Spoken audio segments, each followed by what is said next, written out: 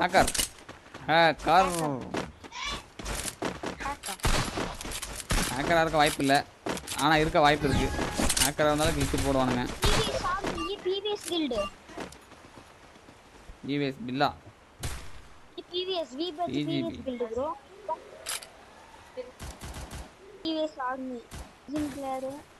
நானும்